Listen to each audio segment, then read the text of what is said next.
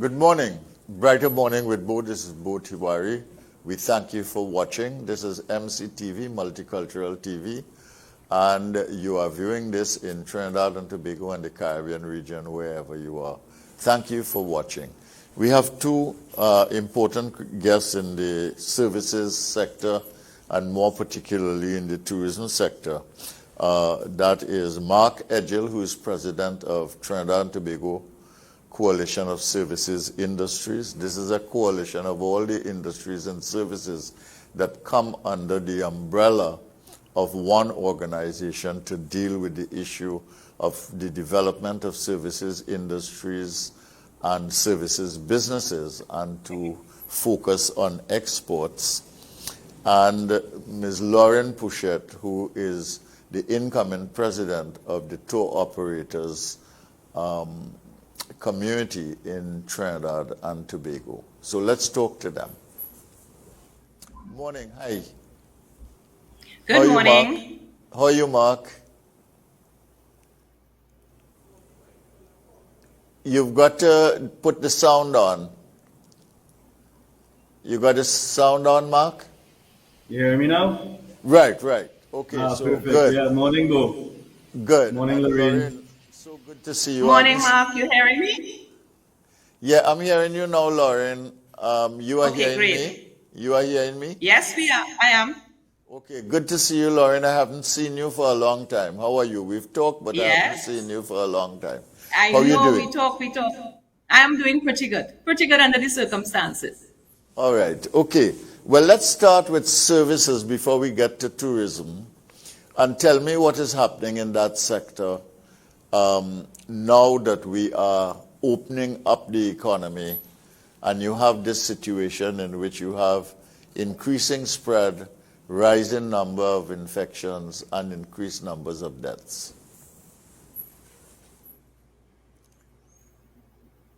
Sound again, Mark. Sorry. Yeah, I said good morning again, Bo.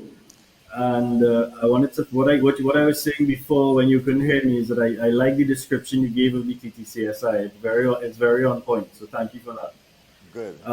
With respect to what's happening in the sector right now, the main issue that has been coming back consistently was the grants that are available through NEDCO, for example, and salary grants from the government have not been accessible to all because of lack of compliance of some of the smaller business operators, and also the receipt of salary grants in the second cycle, particularly, which will be the 2021 cycle.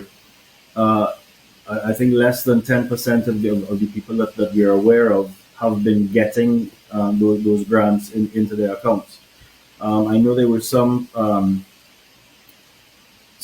date issues that I personally disagree with. There was a situation where if someone, the last Saturday before the qualifying date for the salary grant, I believe was the 29th of the month, and if you claim that you lost your employment on the 29th, they were telling you that you could not claim because you didn't lose your employment on the 30th.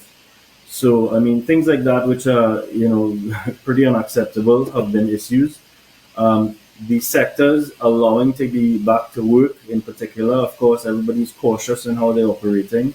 There is a significant false sense of security with regard to people who are vaccinated, that businesses or it's business as usual, I should say, and their safety measures and the protocols have been somewhat. And I think this is something we need to pay attention to. The people need to get back to, maintaining their protocols to protect everyone. Remember, everyone is still at risk, regardless of their vaccination status. So, we need to pay attention to that to try and bring these numbers down as well, because we definitely cannot afford another lockdown situation. We need to move forward through this. We have to live with the virus. We can't fight the virus, so to speak, as we've been trying to do.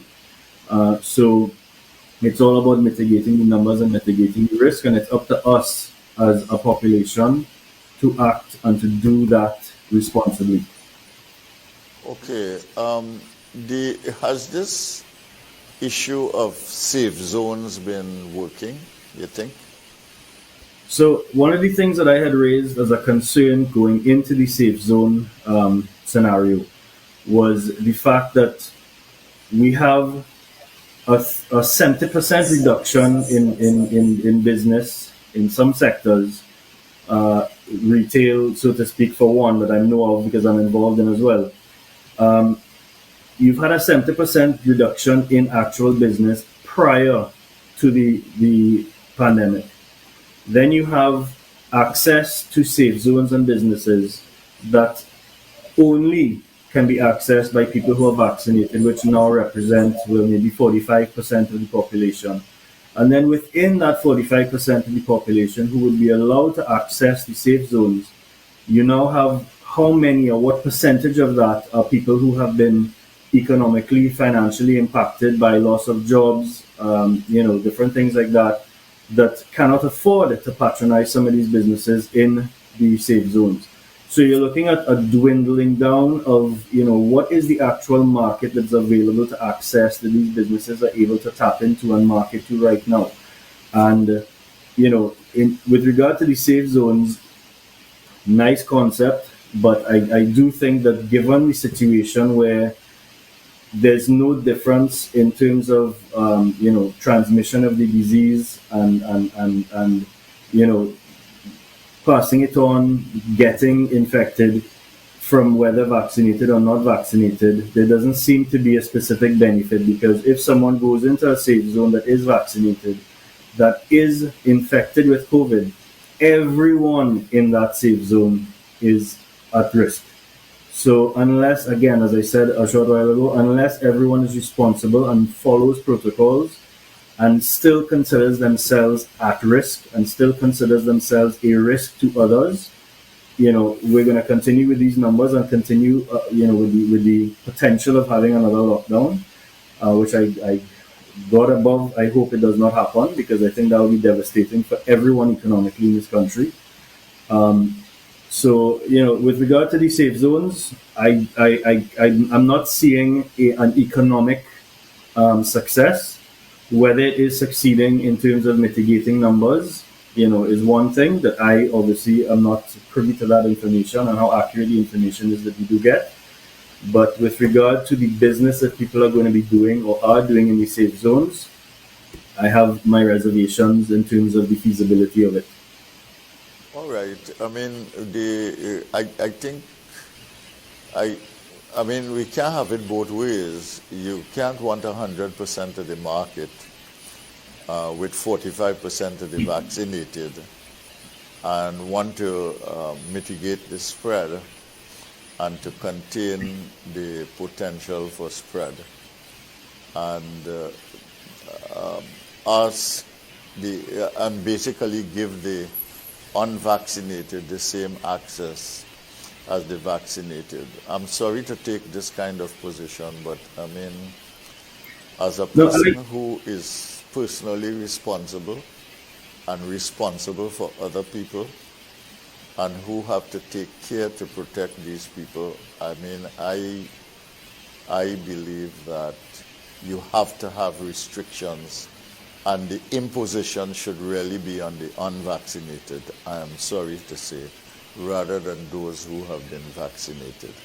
Lorraine, let's go to you a little bit and talk about the tourism industry and what's happening in your particular sector, which is really tours and organization and planning and logistics and so on that have to do with this thing. Tell me a little bit about your business. Okay, so as president of the Trinidad and Tobago Incoming Tour Operators Association, we have been looking on as the industry and the sector has been devastated by the COVID-19. It is a worldwide phenomenon, so it is not exclusive to Trinidad and Tobago. However, we are quite concerned about the fact that there really has not been the level of collaboration and discussion and consultation with the policymakers, the powers that be. We are the practitioners, and tourism essentially and traditionally has been private sector driven and public sector supported. So we somehow are of the opinion that if we are going to be making decisions that affect the tourism sector, then we should be at the table. We have not been at the table since March last year when shutdown came in.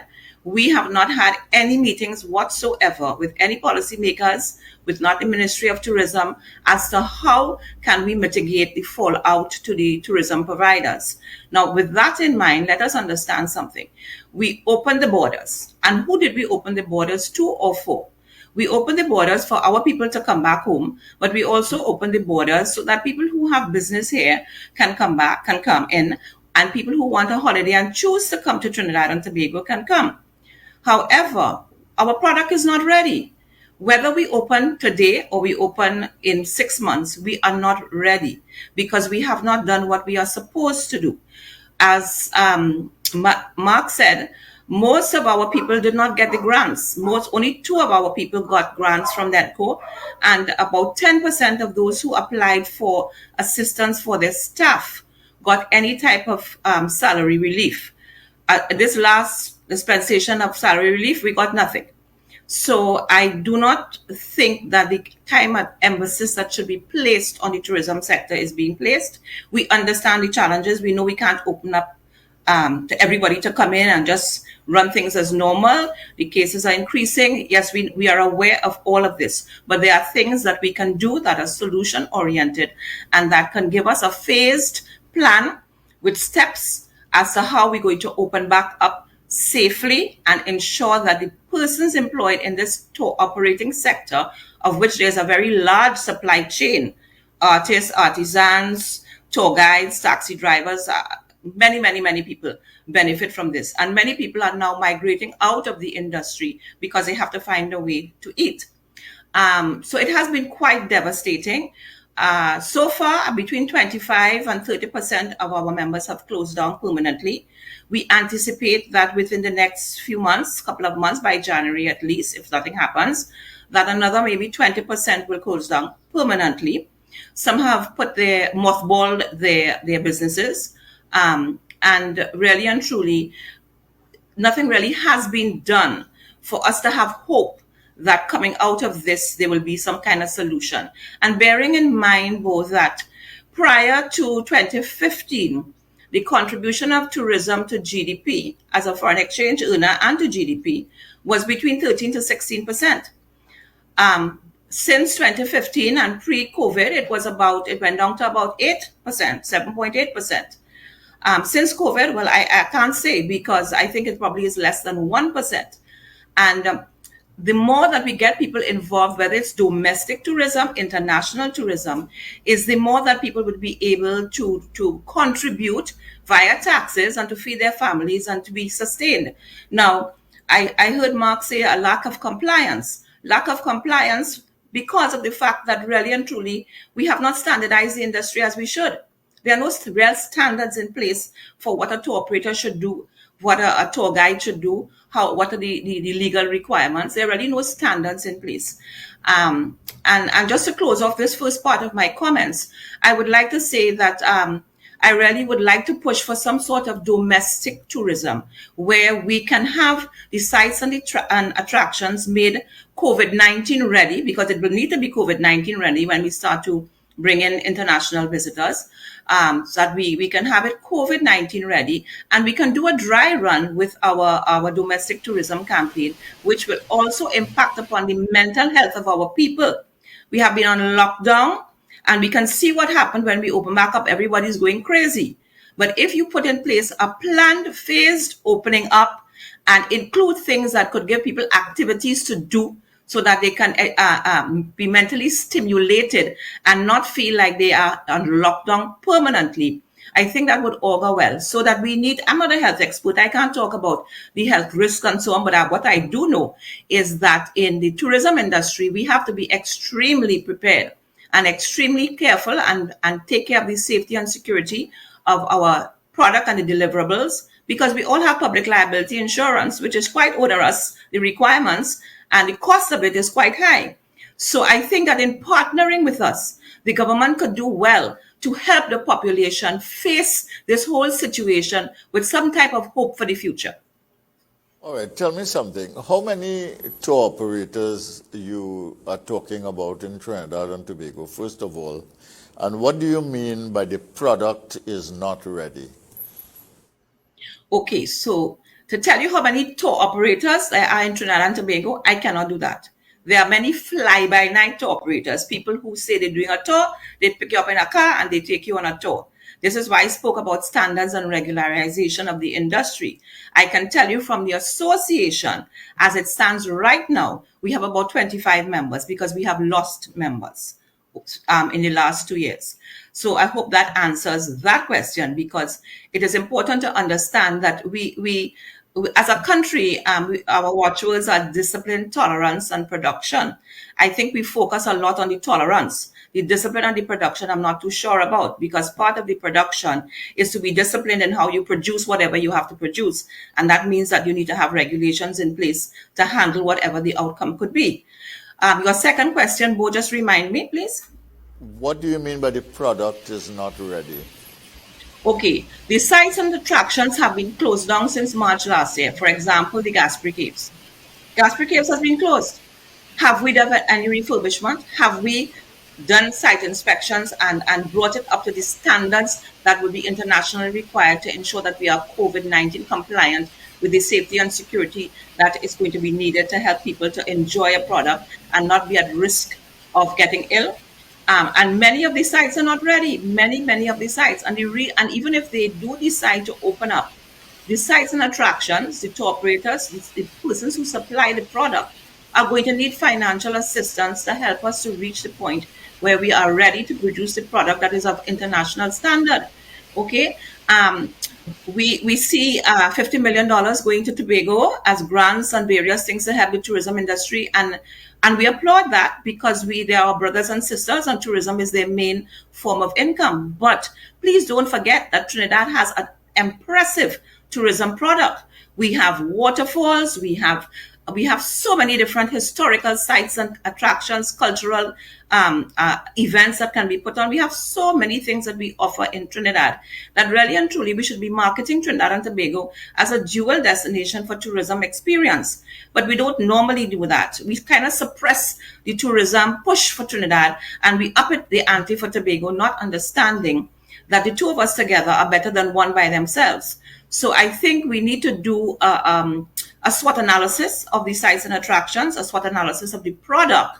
And that should be done in collaboration between private and public sector to ensure that whether we open back in 2022, 2023, 2024, or 2025, we are putting the groundwork in place and we'll be ready to open up. All right. Hope that answers the question. I am taking careful note of what you're saying, because I mean, you know, basically the tourism sites and venues and so on have gone dormant for nearly 20 months in this country. And we want to open up for tourism now. We are not vaccinated. That makes us unattractive as a destination.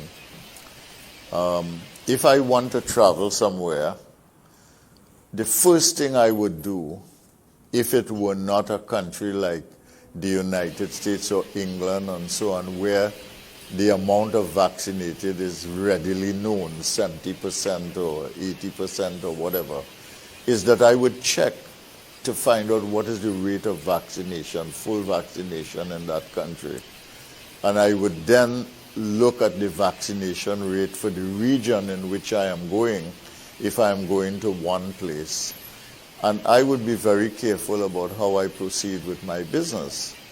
And I would think that most travelers would be the same. So if you have that problem, the vaccination rate, and then you have a second problem, which is that there has been no refurbishment of anything that you offer as part of your tourism package, then that is a second problem. Then the third problem is the problem you raise of partiality towards Tobago business people in the tourism industry. And I have been concerned about that. When I was in Parliament, I raised that issue. Which is that you can throw $50 million at Tobago just so without any kind of specifications.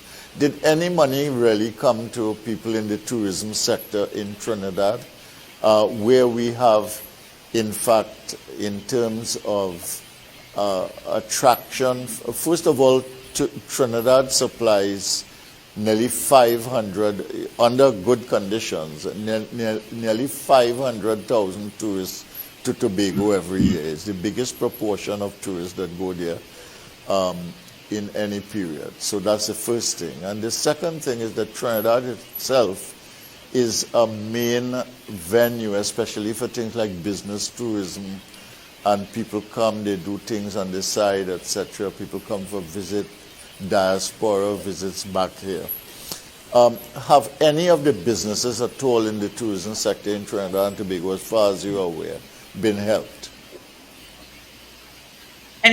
Pardon me, I didn't hear the last sentence. Sorry. Have any of the Any tourism of the businesses businesses been helped? No. We have not received any funding whatsoever, neither via the association or directly, with the exception of the two operators who did receive a small grant from NETCO. The salary grants were minimal or next to nothing. But you see, the policymakers and the governance, they are making decisions without any type of collaboration with the stakeholders. And I'm not only talking about stakeholders as tour operators. I'm talking about the Hotel Association, the Small Accommodation Association, the Tour Guide Association. There really has been absolutely no collaboration, no consultation for us to bring our ideas to the table. Those of us who are still in this business is because we love Trinidad and Tobago. This is not partisan. This is Trinidad and Tobago, and we want to see our people be able to earn a living, to get back their mental health, and to be able to progress in life. Whilst you are talking about the vaccination, and I understand that situation, but I'll tell you something. We had a situation recently where we had a couple that came in, who had the Radisson, called one of the tour operators to go on tour, was interested in seeing a couple of the sites, and was told, I'm sorry, legally all I can do is drive you around the island. And the person said, well, I don't want to do that because I just spent 16 hours in a plane. I don't want to sit down in a car for a day. I want to see, engage, interact. This can be done. We have a minimum of 10 persons that you can gather legally. Why can't we put some protocols in place so that the tour operators cannot go over 10 people to do their tours, whether it's a Caroni Bird Sanctuary tour, whether it's a Down the Islands tour, sightseeing tour, whether it's to visit Lopino, whether it's to visit the Pitch Lake, whatever it is, we can put the protocols in place, but the government needs to have us at the table with them. They are not going to be able to do it on their own because they are not tourism practitioners. They do not understand what is required. Does the government know what the tourism industry in Trinidad and Tobago consists of? Do they understand who are the stakeholders? What it consists of? I don't think so, Bo. I think they think that the tourism in Trinidad is carnival. I don't think they understand that we have people who come here for ecotourism, bird watchers who come here, people who go deep sea fishing, for tarpon fishing, and it's a very lucrative business there. They don't understand that people come here for cultural exchanges, that people come here to learn about our music and our dance, that universities send groups down here to understand about the history of our country and the evolution of our country through all the various people who settled here. I have handled many groups that have come here from this.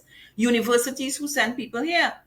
For example, you spoke about the other islands. The other islands, several of them are open up for the cruise shipping sector, and they're doing pretty well. Their level of infection has not really increased because of the cruise ships. The cruise ships have very extremely strict and onerous protocols in place for the cruise ships, and they do supply business to all the downstream. They have to use everybody when they come here.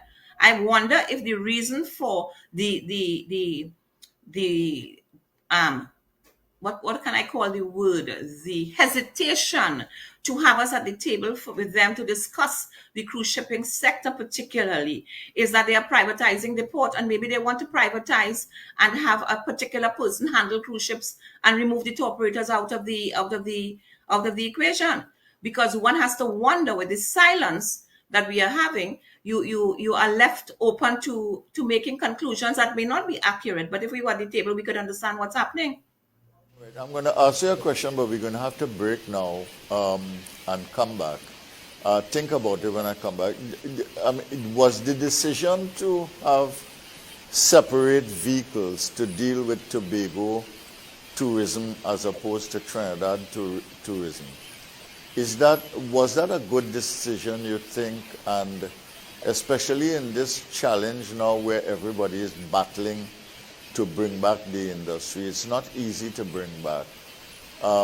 Does it make sense in this particular time in our context? But we break now for commercial. It's a commercial break, and we'll be right back to talk to Mark Edgill and Lorraine Pouchet on the services industries in Trinidad and Tobago, and more particularly the tourism industry. This is Brighter Morning with Bo, and I am Bo Tiwari.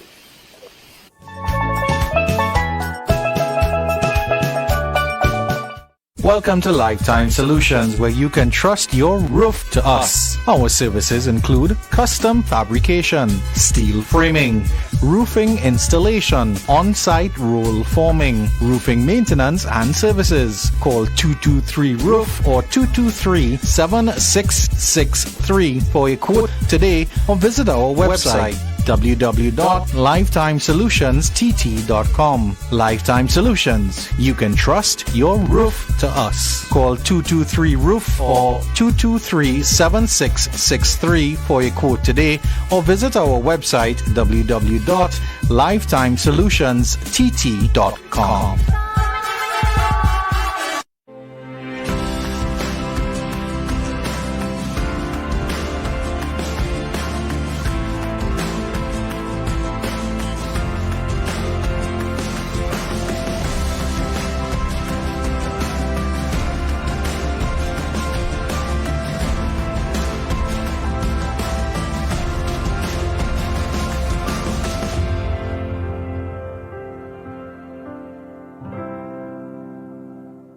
As businesses adapt to the new normal, let Magic Mist take care of your cleaning and sanitization needs with our COVID-19 BSCAI internationally certified technicians. With over 43 years of protecting the health of our nation, you can trust us to ensure your building remains safe, healthy, and functional. Give us a call today at 638-6675 or 332-5522. Magic Mist Services Limited, your total facilities management solutions provider.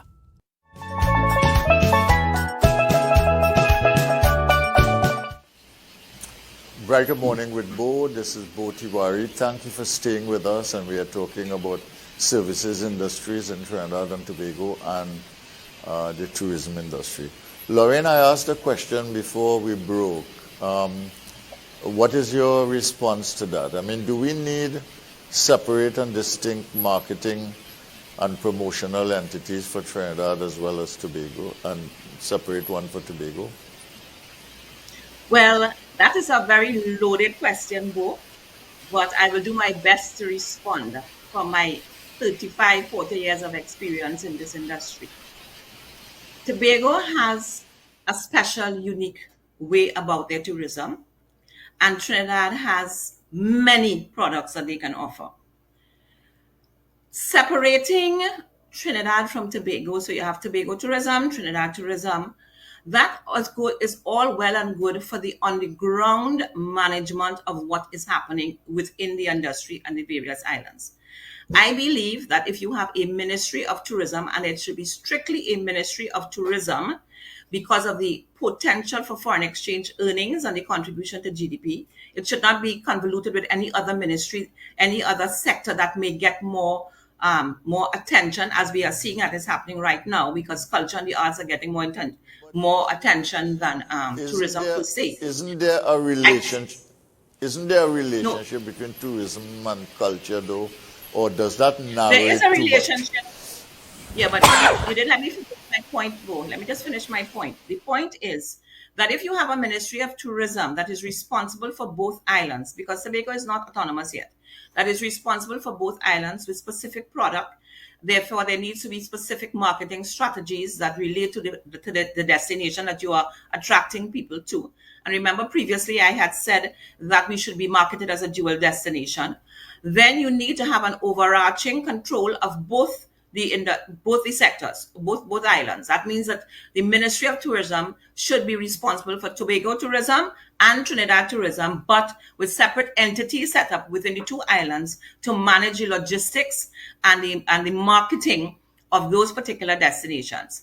We need to get away from the fact that it's Tobago for Tobago and Trinidad for Trinidad. No, we need to market both. It brings more value to the client when they are coming in to be able to move from island to island and to experience the best of both islands. Tobago is sun, sand, and sea with a couple of cultural things. Trinidad has sea, but mostly cultural product and experiential types of events that we handle. So I believe that it should not really be separated to the extent that it is separated with now.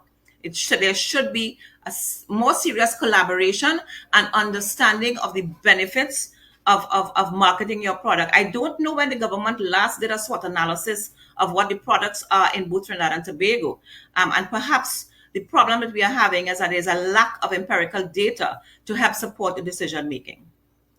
Yeah. I also wish to say that the last set of I also wish to say, Bo, that in the 20 months of lockdown, the tourism Trinidad, and to a lesser extent, including us for our Tobago tour operators, Tourism Tobago, have been putting on many training programs for COVID-19 readiness for tour operators, tour guides, sites and attractions, transportation providers, for all the various components.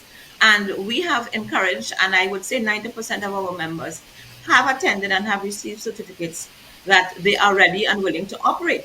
So this is why I keep pushing the domestic tourism campaign. Let us do the dry run in Trinidad. Let us get the mental health of our people where it should be, so that whenever we open up, whether it's 2022, 2023, we are ready and we are ahead of the game. We are the last in the chain for tourism in the Caribbean. And if we want to move the ante forward, and we can because we do have the product, we need to start preparing from now. And we need to give financial help to the providers. Yeah, okay. Basically, I get the impression that the country just is not ready to basically get tourism back on its feet. And we will see. I had the Minister of Tourism here recently. We had a conversation. And there are many things that he has in mind, but I don't think that we are seeing the results on the ground. Can I just say something? I'll give you an opportunity to speak. You've heard Lorraine talk about her sector. You might want to add something either on that or about something else. Could I invite you to say something at this point? Sure. Thank you, Bo. I agree with what Lorraine is saying. Exactly what she said is what we are seeing and experiencing. I will say that the engagement we've had so far with Tourism Trinidad Limited, for example, and the new governance has been very encouraging. I know that our ministry and our departments for tourism have the best intentions in mind, but Lorraine hit the nail on the head as well.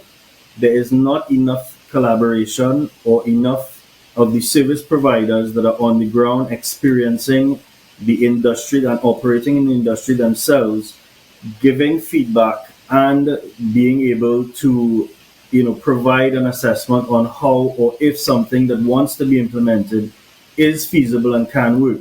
So there needs to be a connect where what the government or the different tourism divisions are deciding that they want to do for tourism, they need to make sure that is going to work. We've just gone through something similar with the yacht services sector, where we have consultation with the service providers as well as their clientele, so that we understand at all points how everything connects. And in the tour operators and the tourism sector, we need to do the same thing. We need to understand what we have to offer. All right, what is our inventory of tourist attractions? what is the situation or the condition of each of those attractions and what needs to be done. Tobago, for example, access to land other than Scarborough is insufficient for example, super yachts to come in. People who want to have their tenders come ashore to acquire provisions for their yachts and bring super yachts further south to Trinidad. The access to a jetty on the northern western side of the island is not in the condition to support that. So things like that need to be assessed. It has been raised already and they are being looked at. We just definitely need to have the providers of the tourist services in Trinidad and Tobago to be a part of the decision-making process and help the government connect the right actions to the most feasible and the most profitable opportunities that currently exist. I will say that the tour operators, for example, as Lorraine would have been mentioning, they have not operated since March of 2020. They have not gotten sufficient support. Tourism is an important sector that has not been capitalized on by Trinidad and Tobago sufficiently. It's still underdeveloped.